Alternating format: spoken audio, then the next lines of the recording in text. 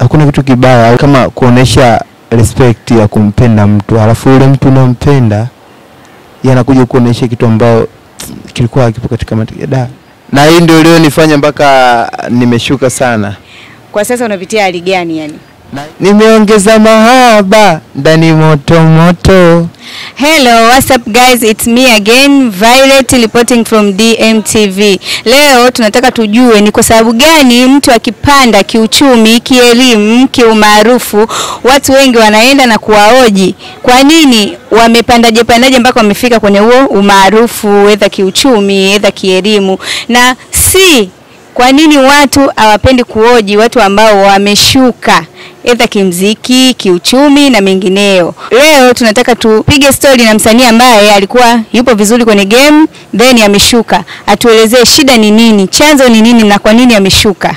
Twende tukamsikilize. Bwana, mimi naitwa LamK official. Ukiingia social media pale ukiandika LamK utanipata, utakutana na nani yangu ya TikTok, ya WhatsApp, ya Facebook na pia naweza nikasema YouTube. Jini YouTube link. Ukiandika LamK official vyote hivyo utavipata. Okay.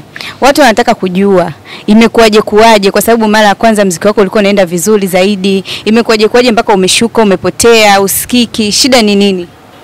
Shida ni nyingi kiukweli, ni mahusiano. Yani ni mahusiano ndo yamesababisha kufika hapa nilipo sasa hivi, ila ni kitu ambacho hata mwenyewe kwa sijatarajia. Okay. Wanahitaji kujua sasa hayo mahusiano yalikuwa ya mpenzi, mke, ilikuwaje? Yani mlikutana wapi na mke wako? Ni nini kilichosababisha pia mkatengana wewe na mwanamke wako? Hicho ndo anachohitaji kujua zaidi mashabiki zako.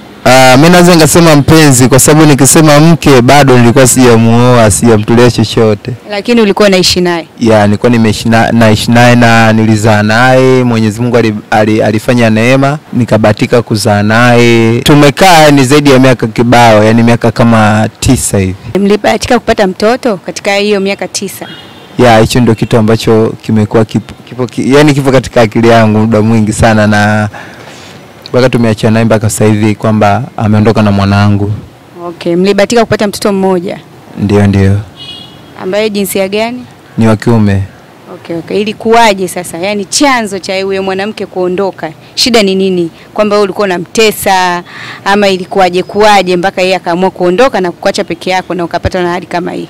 Hapana, sio kwamba ni mateso. Kwa sababu mimi nikifikiria nilikuwa nampenda wife wangu, nilikuwa nampenda mwanangu. Nilikuwa najitahidi sana kufanya mahitaji ambayo yanastahili katika familia yangu. Ila nakumbuka kuna kipindi ile ndio ilinipa swali kubwa sana. Mwanangu alikuwa ametimiza miaka kama 3 hivi. Yeah, ametimiza miaka 3. Wife wangu aliniomba, bibi zake wanataka kamuone mjukuu wao. Kwa hiyo ndio kitu ambayo naweza ngasema ilikuwa na nafasi ya kwanza ambayo ilichangia mvuruguko wa mahusiano yangu mimi na mke wangu.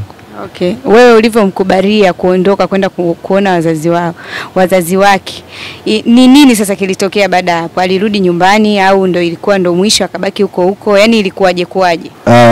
Nakumbuka kwamba alikaa kama ndani ya wiki moja akaja kurudi. Ila alivyorudi alikuwa amerudi, kumbuka alimwacha mtoto kwa bibi zao, yakawa amerudi, na zumuni la kurudi alikuja kunipa kitu ambacho nilikuwa mwenyewe hata sijafikiria, kwa sababu aliniambia why inawezekanaje tusaidiane maisha, performance ya maisha. Yani inawezekanaje usinitafutie kazi ambayo naweza nikaifanya ili tusaidiane katika nafasi performance ya maisha. Okay, kwa hiyo na wewe ulibahatika kumtafutia kazi au ilikuwaje? Yeah, kwa sababu nampenda, sikutaka kuonyesha udhahiri, kwamba sikutaka kuonyesha madhaifu. Nilihangaika iwezekanavyo ili mradi nipate kazi na yeye mwenyewe aishi katika reality ya maisha ambayo anayapenda. Baada ya hapo alifanikiwa kufanya kazi. Je, kilitokea nini sasa? Wapenzi watazamaji wanahitaji kujua nini sasa kilitokea baada ya hapo. Anaweza kusema kwamba wakati nimempa fursa kwenda kufanya kazi, pia nilikuwa nimempa fursa ya watu wengine kumtambua madhaifu yao, kwa sababu wakati mimi namwambia nampa ile ruhusa kwenda kufanya kazi, sikujua kitachoendelea, ila kwa wakati ambao nilikuwa nimempa ile nafasi nilikuwa nimewapa nafasi pia watu wengine baki ambao walikuwa wamjui kumjua madhaifu yao. Kwa hiyo walibatika kumsoma madhaifu yake na wakatambua madhaifu yake na wakamweka katika line. Hicho ndio ambacho kiliharibu mahusiano yangu mimi na wife wangu. Yaani mpaka sasa hivi yani kaolewa ana mume mwingine, ila mimi naweza kusema kwamba sijutii nafasi ambayo nilikuwa nimempa kwenda kufanya kazi ili tusaidiane katika performance ya maisha, kwa sababu kila mmoja alikuwa ameshatambua ashakuwa mtu mzima. Pole sana. Ikawaje sasa baada ya hapo?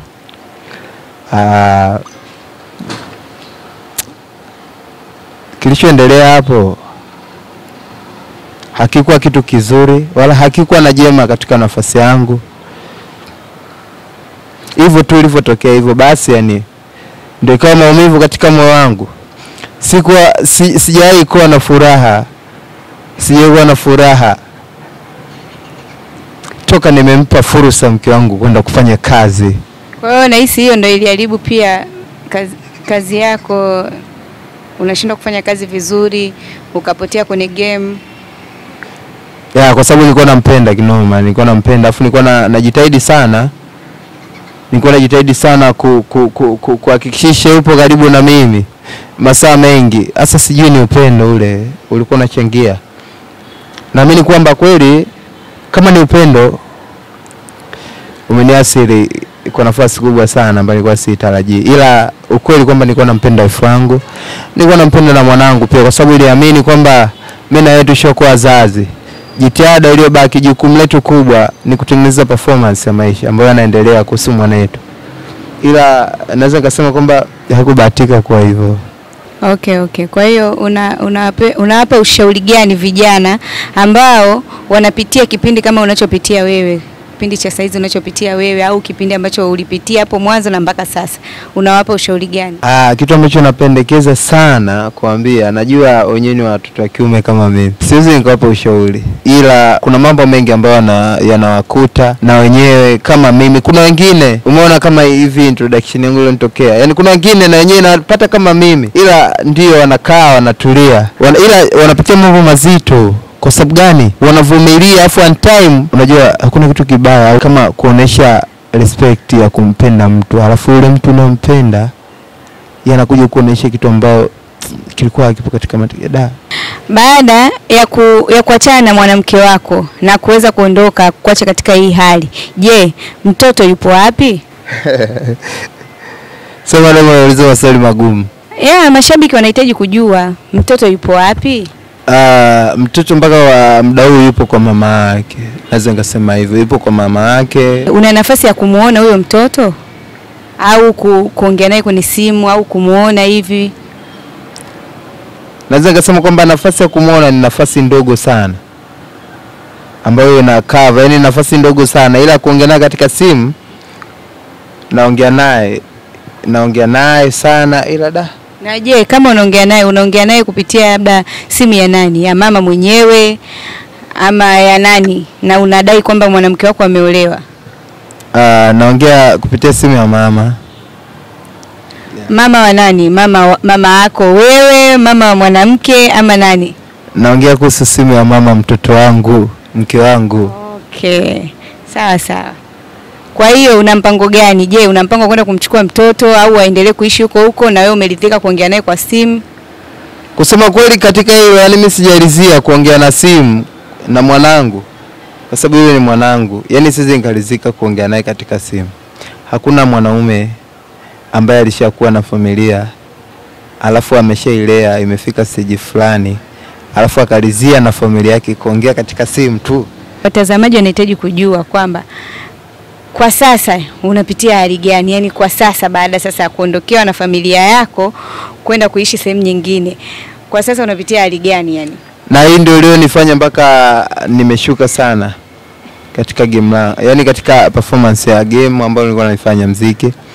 Na mashabiki japo ndio nilikwambia mara ya kwanza kwamba walikuwa wananiuliza sana, yani why la mke mbona sasa hivi ulipofikia, so atuelewe kipi kinaendelea. Asante sana.